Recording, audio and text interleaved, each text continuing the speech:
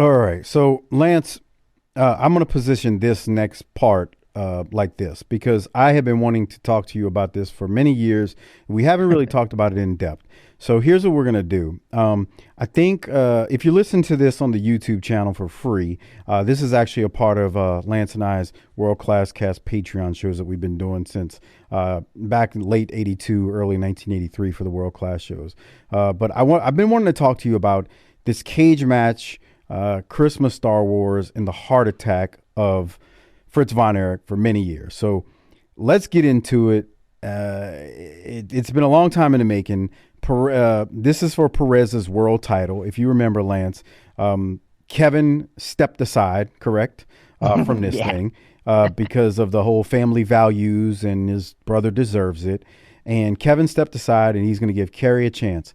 So Ralph Pulley is in the ring making several announcements for this match and what's going to happen here when he is interrupted by Terry Gordy. Now, I want to play at least the first bit of the audio from this. I'm not going to play this whole thing, and then we're going to talk about what happens after. So, are you good with that? And then we can Yeah, have a I mean, discussion. I don't know what could go wrong. It's a cage. It's Kerry Von Erich going for a world title. There's outside people in the ring that besides the ref. I don't know what could go wrong. Go ahead. Yeah, yeah. And Gary Hart's supposed to be handcuffed to Fritz during the match, to keep things clean. But before we get Fritz handcuffed to Gary and keeping Gary out of this, and the match kicks off, let's take a listen into what goes down. Weighing 262 pounds, the modern day warrior, Kerry Von Erich. And at his side, the legendary Fritz Von Erich. And the current world heavyweight champion, represented by Gary Hart from Tampa, Florida, weighing 245 pounds, Al Perez. Excuse me just a second. I got something to say about this match. I think it happens to be the stupidest match I've ever seen in my life. The reason why is because I'm the man that should be out here for the title shot. And as far as you're concerned, I beat you many times, boy. And listen to this. You're out here with the title shot, and you can't even ride a motorcycle, much less have a title shot. Boy, so don't you think that you're the man that should be out here? Uninvited visitor. Kerry Von Erich responds. Here's Buddy Roberts. He's asking for more help. What is All right, so it breaks down quickly, Lance, as we've seen this a million times, you and I, but never discussed it in all our years of friendship. Buddy Roberts ends up in there. The Angel ends up in there. Iceman ends up in there. Fritz went to not handcuff, but put the claw on Buddy Roberts, and that's when Iceman and the Angel start attacking Fritz. And this is whole thing while Kerry's over there going at it with Gordy. This leads into the now infamous heart attack angle that was done. Lance, I guess we should just have a long discussion about all of this stuff because Fritz fights back, but ultimately when they're dragging him out of the cage, he has a heart attack. Give me your thoughts on at least this portion of it before as they're about to stretcher him out. It's a hell of a visual. I mean, they've overpowered Kerry and Fritz. They're handcuffing. Fritz keeps fighting the whole way. They finally do get him handcuffed. Angel of Death, who we've never seen here before, but was the Freebird ally in UWF, but I think he turned on him. We'll talk about that later. So anyways, they're beating Fritz down. Fritz taking what looked like some really good shots. There was a cane shot in there to the back. I think it's coming up right here by Iceman, who's carrying the cane now as a bad guy. He gets a good shot in there. That looks really good. There was some stiff stuff. This is a hell of a beat down and everything. Fritz is he's down. He really does this well. I mean, it's kind of a masterpiece the way he's pushing it and stuff. And finally, Kevin's in to save the day. Not really. They're escaping as he gets in there and stuff. So there's nothing wrong with this right here. And I'm going to ask you, Mike. You never hear the word heart attack. they don't say heart attack, but he's just been beaten. He's dazed. They take forever getting him up and stuff. Now, the entire time that this went on, Gary Hart backed Al Perez into the corner. I was noticing that right away. Oh, by the way, Kevin goes back out to fight the bad guys in the aisle and gets they beat the shit out of him for a second and stuff outside the Birds and their ally, the Angel. Then Kerry comes out and he brawls with them in the crowd and stuff. But Fritz is in the ring. He's finally made it to his feet and he's just standing there panting.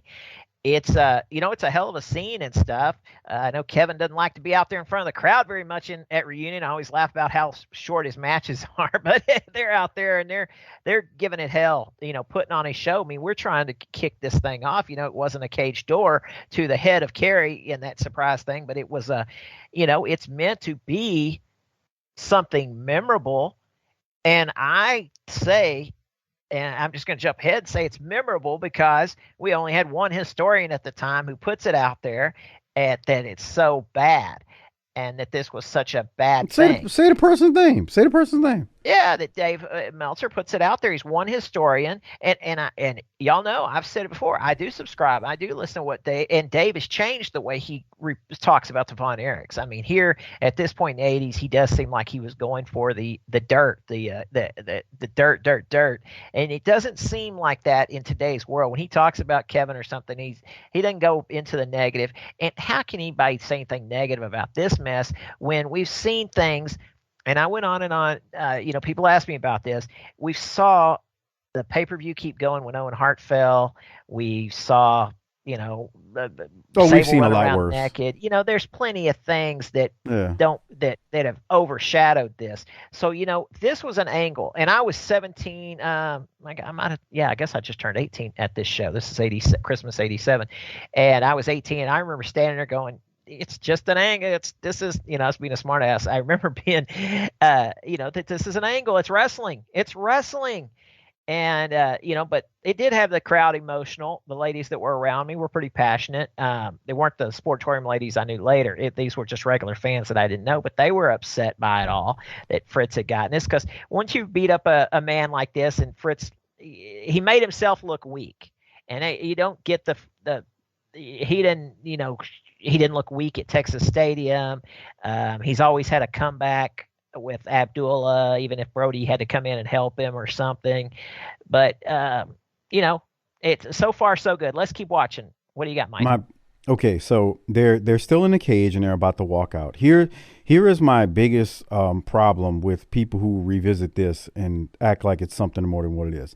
I ain't got no problem with what they did with Fritz collapsing and them pulling on the heartstrings. What I think is just complete BS is when you hear folks who visit this and start going, oh man, this is what killed the territory. They had so many tragedies here. Mike had died, David had died. We had all these tragedies in the territory. And now you're playing with people now with this, and Fritz collapses and, quote unquote, has the heart attack. My whole thing about this, when people say that, and it irks me because I've heard some pretty prominent people say, oh, it killed the territory. First off, stop for a second when you say, if you even think that. Let me just say this. Lance and I have covered this territory during its heyday all the way up until now.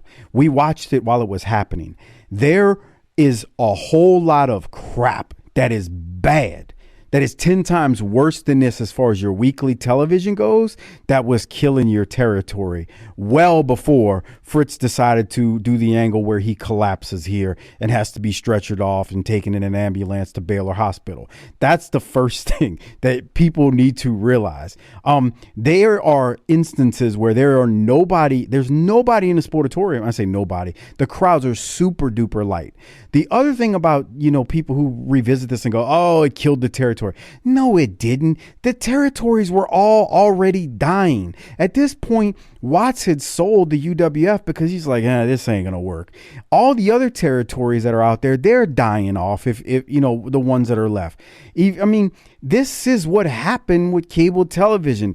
Every single territory that there was eventually died, with the exception of the WWF, which is now WWE. So when people say this killed the territory, they were wrong. There had been all these tragedies. And I've heard prominent people, I don't want to say no names because I don't want to get it wrong, but I've heard prominent people say that this killed the territory. And I'm like, no, it didn't. And as far as Meltzer goes, bruh, you just got to take what that dude says with a grain of salt. It's one man's opinion.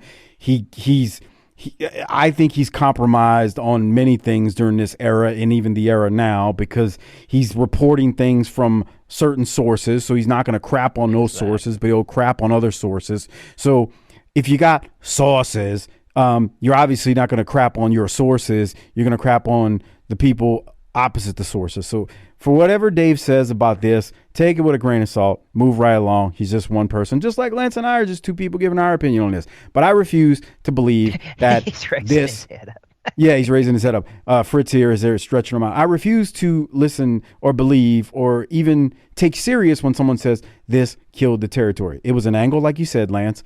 I thought it pulled on the heartstrings. I didn't think back then, they're killing the territory. Now I was a kid, but I didn't think that back then.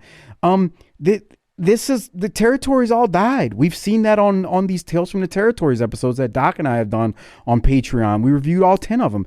The territories died. This territory was going to die. This did not kill the territory. As far as an angle, look, man, there's a reported on Wikipedia 2,600 people in attendance here that night. The Sportatorium leading up to this is dead. Nobody is in the, I don't say nobody, very, very, very light crowds in the Sportatorium right now. So to say this hurt the territory is, in my opinion, is complete BS. Like, I can't buy it. And that's my last little bit of the rant on this. This didn't kill the territory. That's great, Mike. I'm glad you got that out. I had to get it out, man. I mean, you said it all right and stuff. And I'm just going to throw in a few things here. He was on the stretcher. They didn't use any oxygen. You have a heart attack. He's not out. He's well conscious on the stretcher and stuff. There's not. They finally did get an ambulance there, as if there wouldn't be one there.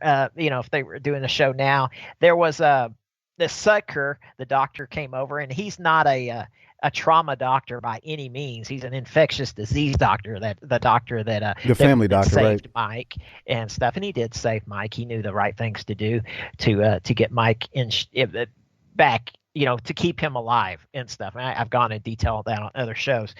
Anyway, so it was cool. We saw Shawn Michaels on Raw one time collapse as they were going off the air, and you didn't know what was happening. So, I mean, let me, I'm going to say a couple of negative things in a minute when we go to a couple of different things. But one thing I will say is we did just have this. It didn't make TV, but this happened at the show, either Thanksgiving or the Christmas before. I think whenever that old man died.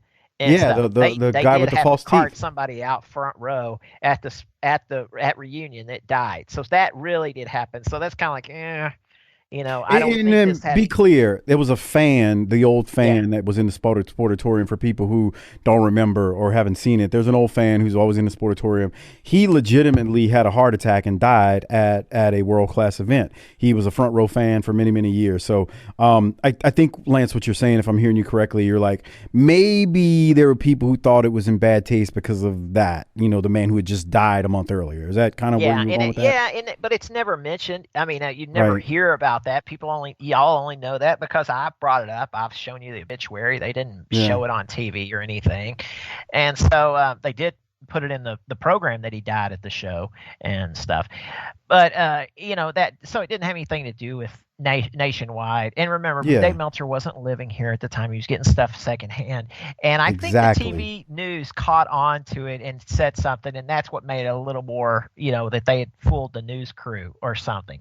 And he claims that, Fritz's condition went up and down depending on the ratings over the next few weeks. Well, there's a little bit to that, and we'll get into it about Fritz and how he does. on the next episode, they're going to say Fritz is home, okay? But he's not out of the woods. Which is crazy. Now, pause right there, Mike. Pause, if you will. So, they do get it that Fritz's condition is up and down. But, he didn't look too bad there. That didn't look pretty serious as they were getting him out. Now, I would have done that whole scene when he walked down the crowd, down the aisle to leave and done it. I would have already spread out the people really well. I would have had that. But, they're protecting the business. So I guess you couldn't say, make sure you get all these guys back, because it would have opened it up for everybody to see that he collapsed. But then again, the crowd around him, it got its point over in the arena without a doubt that he had collapsed coming out of the ring. I mean, how much it's realistic as could be live. We're picking it apart right here because we're saying, oh, look at that doctor and this and shit and all this. But, it was, as well done as it could be, and it's supposed to be a cage door deal. It's supposed to reignite everything. I think that 2 months in, that maybe 3, by March, they're not really mentioning this. There's feuds and stuff, but it seems like the Fritz thing, it's either they said, okay, we got to get away from that, or what, but even if I say the way it was reported, nobody's seeing how it was reported as far as, how many people were getting the Observer. And Dave's doing the Observer at this time just kind of part-time. They're not coming out weekly or anything like that. So it's just built up that way, just like the things about Lance that were built up for years until we straightened everybody out on it, Mike, right? Yeah. Okay. I think it's overblown I think it's overblown how this has been reported, or was reported during the time through the dirt sheets and all that and everything else. I think it's completely overblown how they blew this out of proportion. The thing is, if it would have been as bad as they said it was, well, why weren't why? I think it would have lit the territory back on fire if it would have been as bad, because it's like one of those things where it's a train wreck. Oh, I got to see what's going on. The crowds do come up in January, but that's for another reason. Anyway, yeah, go ahead, continue. Did you want me to play the audio from Kevin and Kerry here? Well, this is where I'll do a 180 and say, I don't like this interview is a little much, okay? Because this is too close to the legit interviews that they did with Mike and stuff when Mike really was sick. So I'm not a big fan. I like the in the ring stuff and all that. I thought it was great. This, I'm kind of like, this one's a little much, but it's just wrestling. So go ahead and play it, Mike. It's just wrestling. All right. And we say that as two hardcore classic wrestling fans. I'm the first person to say, come on, this is just wrestling, when people get so upset when I say something. And none of y'all get upset. Yeah, come on. We're all, we're all debating this, but in a lighthearted way. And I do, even on the Facebook pages. But then there's people that, will say things, get a little upset because they got their way of thinking and they can't handle a different view. Hey, I'm not saying every view I come up with is right, but I've sure thought about a lot of this stuff way too much. On that note, let me go ahead and play to the audio from this interview. There, Kevin and Kerry at Baylor Medical Center. Here it is. Okay, we don't have anything prepared to give the press right now. All we know is that my dad's in a real bad way. My mom's the only one they'll let up to visit him. I just don't know. But I will tell you this, though. The people that did this to my father... Wait just a minute, Kerry. There's plenty of time for this later. Just right now, you're right. Let's just get Dad well. Our father will be okay. Folks, don't worry. We'll be all right. Yeah, I'm glad that was short and sweet, because I'm kind of like, that's the most realistic thing, because we know how vivid the Mike stuff is. When Mike was in the hospital, they do show the outside of Baylor Hospital a couple of times to show that he's there. I would have liked it if they maybe didn't do that interview. It just it got to me because it was kind of like that's too realistic. But I don't want to be Mr. Jolly all the time, and just things can be, I can see things negative too, and I didn't like that interview being that they did that interview and there was like a wooden wall panel behind him, and that is like right where one of the interviews when Mike was so bad off that they did, and so that's why I'm kind of like, oh, I don't like that. I don't like comparing that, and I know people jumped on things before when they did Chris Adams and Gino Hernandez and act like the blinding and his death was equal, and they did do that, but it's people that made it a big deal that there's a reason it's remembered. And if this wasn't so pushed so hard by those few reporters and stuff, it would just be another angle that happened in the 7 or 8 years of World Class. I think this whole angle is completely overblown by people who just needed something to write about.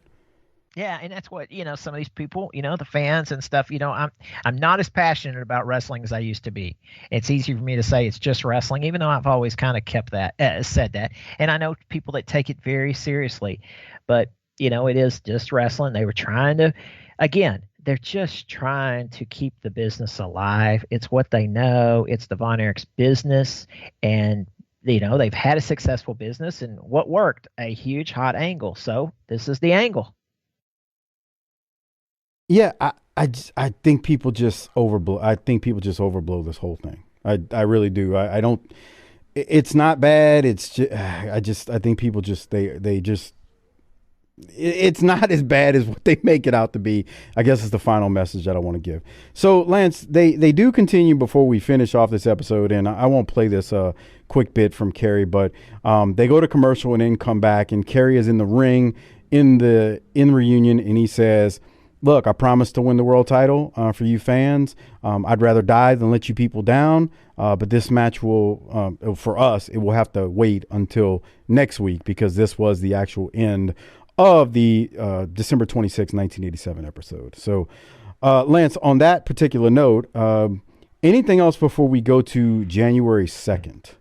We did see Kerry in the hallway while they were taking Fritz out. He not assisting the stretcher, but he could have been hurrying to get his bags to get to the hospital or something like that. It could have.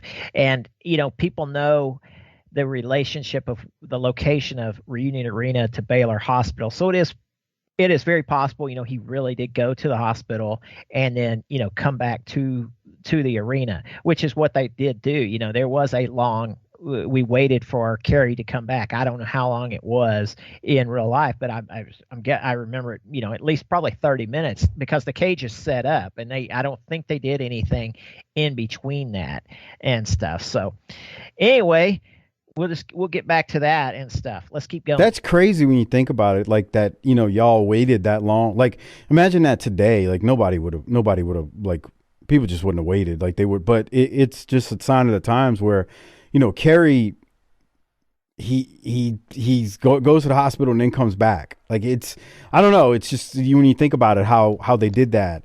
And the fans waited because they were like, no, we want to see this world title match. It's just very, very like, cool, like when you think about that from that old time perspective. Yeah, all right. Kerry was going for the world title, and we're at Reunion and stuff. So now we get to Kerry versus Al Perez in the ring, but it is joined in action, and instead of Gary Hart being handcuffed to Fritz because Fritz is now in the hospital, he can't be handcuffed to Fritz. Gary Hart is actually handcuffed to the top rope, and he is in between the cage and the ring apron. Or in between the cage and the ropes on the ring apron as the match goes on, which allows him to move on the side of one of the rings and eventually get involved. On that note, Lance, what do you have from this Kerry Von Erich Al Perez world title match at Reunion Arena? Having him hooked to the top rope, a handcuff to the top rope, being able to move. Mark even mentions it, how much freedom he has walking up and down. And I was right there and been watching this mess long enough to know that that's not good. He should be, handcuffed to the turnbuckle, but no, he's not.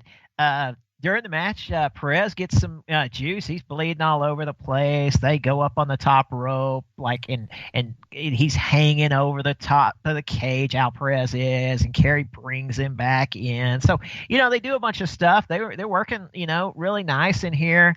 And, I was gonna say, oh, by the way, there's some spots in here. You clearly Kerry is calling the match, and some people might find that, well, Kerry Von Erich, whatever, head in his head in his clouds. But no, we've heard Kamala talk about Kerry calling the match, and he definitely is calling the match. I mean, he's had a ton more experience than Al Perez Right. here in this. I mean, he worked married to Ric Flair all of 1984 Yeah. and stuff. He knows how to work and what to call. And but you can see him talking a lot throughout. And I just bring that up as everybody says what they say about Kerry, but he's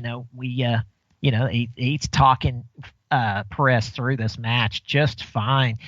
And let's see.